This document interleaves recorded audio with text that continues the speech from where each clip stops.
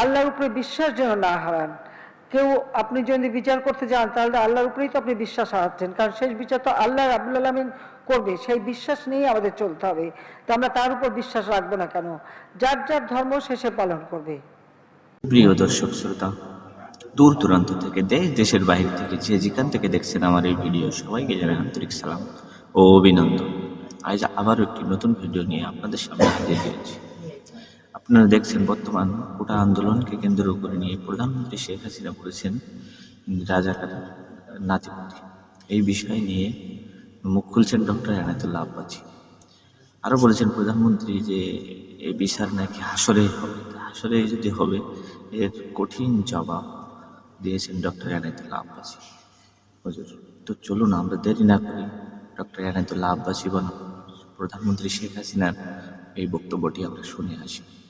তাহলে আমি বলবো, যারা স্বাধীনতার বিরোধিতা করে তাদের বিচারও তো আল্লাহ করবেন, তো দুনিয়াতে ফাঁসি দেবার দরকার কি? যারা মানুষকে অন্যায়ভাবে হত্যা করে তাদেরকে মৃত্যুদণ্ড দেবার দরকার কি? বিচার তো হাসরই হবে। যারা ধর্ষণ করে মহিলাদের সম্ভ্রমকে নষ্ট করছে, বিচার তো হাসরই হবে। তাদেরকে মৃত্যুদণ্ড দেবার দরকার কি? যারা দুর্নীতি করছে তাদের তো হাসরি বিচার হবে। দুদক দিয়া গলায় রশি দেবার দরকার কি? ওনারা বুঝে, কিন্তু বক্তব্যের মাধ্যমে বুঝায়। ওনারা জিএমটিটি, জাতে মাতাল তালে ঠিক। আল্লাহ সুবহান শানে, আল্লাহর হাবিব মুহাম্মদ সাল্লাল্লাহু আলাইহি সাল্লামের আরশ চুম্বি মর্যাদার বিরুদ্ধে বাক স্বাধীনতার দোহাই দিয়া কাফের মুশরিক নাস্তিক ব্লগাররা বেয়াদবি করবে। মুসলমান তার ফাঁসি চাইলে বলা হবে লা ইকরাহা ফিদ্দিন। আল্লাহ বলছে দিনে জবরদস্তি নাই না, আল্লাহ এই কথা বলেন নাই। ওই ক্ষেত্রে আল্লাহ বলছেন তুমি সর্বোচ্চ শক্তি প্রয়োগ করে আল্লাহ তার রাসূলের শত্রুর ২০ দাঁতকে ভেঙে দাও। লা ইকরাহা ফিদ্দিন ক্বাদ তাবায়্যানার রুশদু মিনাল গায়। এখানে আল্লাহ তাআলা দিন বলতে পূর্ণাঙ্গ জীবন বিধান দিন ইসলামের কথা বলেছেন। এখন লা ইকরাহা ফিদ্দিন অর্থ কি? ইকরাহ শব্দটার অর্থ কি? আমাদের দেশে বলে ওই যে ওই সব রাজনৈতিক নেতারা, বুঝেন না, যারা ধর্মনিরপেক্ষতার ঠিকাদারি নিছে, ওরা বলে আল্লাহ বলছেন দিন ইসলামে বাড়াবাড়ি নাই। আল্লাহ কিন্তু এটা বলেন না, আল্লাহ বলছেন জবরদস্তি নাই। জবরদস্তি আর বাড়াবাড়ি এক জিনিস?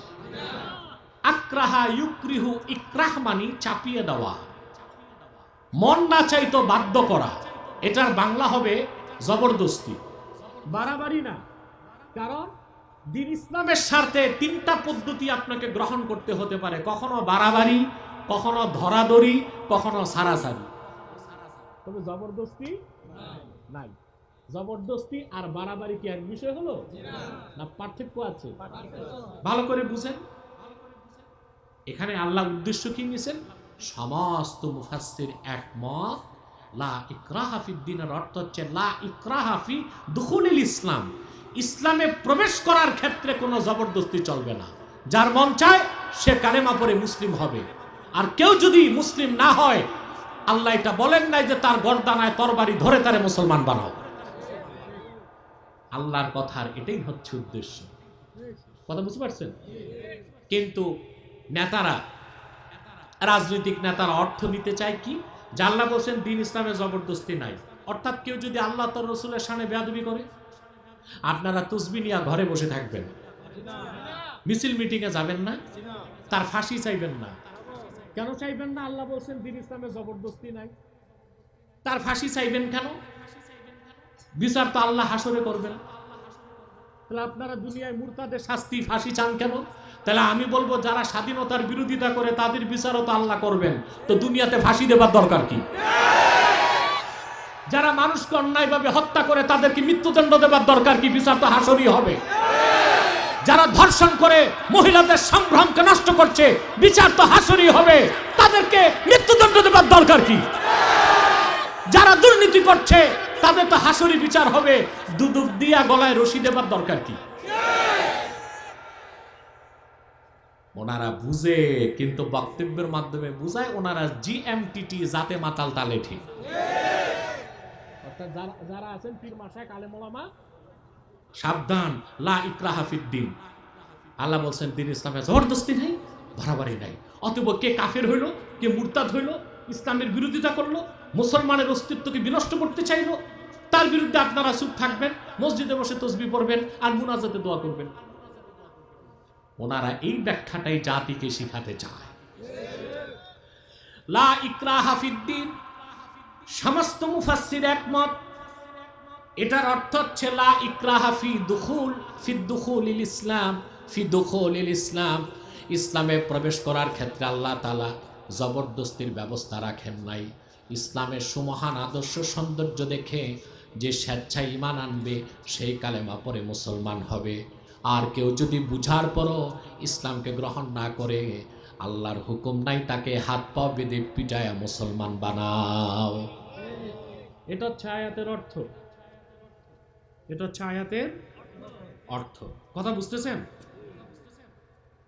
দেখেন, না বুঝলে আমার করার কিছু নাই, আমি সহজভাবে বলতেছি। তবে অনেকে চুলকানি হবে, এই জন্য আবার সমস্যা আছে, ঠিক কিনা? কারণ রুগীকে যখন অ্যান্টিবায়োটিক বা থেরাপি দেওয়া হয়, শরীরে কিছু প্রতিক্রিয়া দেখা যায়। কিন্তু এগুলো সব সত্য কথা, কোরআন শরীফের কথা না, আমি বানায় বলতেছি। কথা বলেন। তাহলে লা ইকরাহা ফিদ্দিনের অর্থ হচ্ছে জবরদস্তি কাউকে পিটায়া তরবারি ধইরা মুসলমান বানানো যাবে না। কারণ আল্লাহ বলে দিয়েছেন কদ তাবায়্যানার রুশদু মিনাল গাই, কারণ সুস্পষ্ট দলিল প্রমাণে মহাসত্য ইসলাম মিথ্যা থেকে আলাদা হয়ে গেছে, স্পষ্ট হয়ে গেছে। সুবহানাল্লাহ বলেন।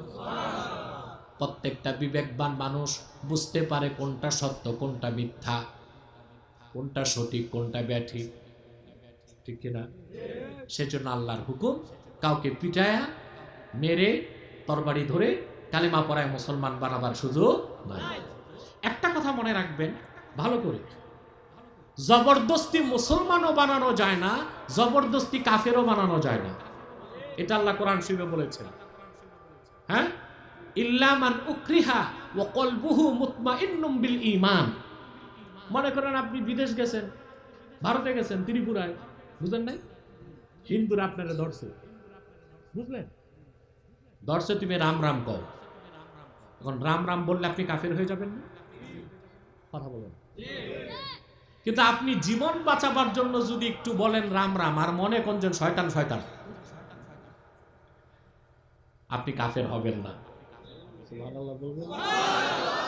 আপনি কাফের জবরদস্তি পিটায় পাটায়া মুসলমানও বানানো যায় না, জবরদস্তি কাউকে কাফেরও বানানো যায় না। সুবহানাল্লাহ। কথা খেয়াল করতেছে? তবে দিন প্রতিষ্ঠার ক্ষেত্রে, দিনের সুমহান স্বার্থে আপনাকে প্রয়োজনে জবরদস্তিতে যেতে হবে। কথা বুঝতে পারছেন? যেমন কাউকে জবরদস্তি জুলুম করে মুসলমান বানানো যাবে না, কিন্তু কোন কাফের গোষ্ঠী যদি ইসলামের অস্তিত্বে আঘাত করে, আল্লাহর হুকুম আপনি তখন চরমপন্থা গ্রহণ করবেন। আল্লাহ বলেন ওয়াকাতিলুহুম হাত্তা লা তাকুনা ফিতনাহ ওয়া ইয়াকুনা আদ-দীনু কুল্লুহু লিল্লাহ। যারা ইসলামকে মিটায় দিতে চায়, মুসলমানদের অস্তিত্ব বিলীন করে দিতে চায়, তাদের বিরুদ্ধে তোমরা যুদ্ধ করো, লড়াই করো, যতক্ষণ ফিতনা নির্মূল না হয়ে যায়, আল্লাহর দ্বীন সারা জমিনে কায়েম না হয়ে যায়। এটা কি জবরদস্তি নয়? কথা বলে না।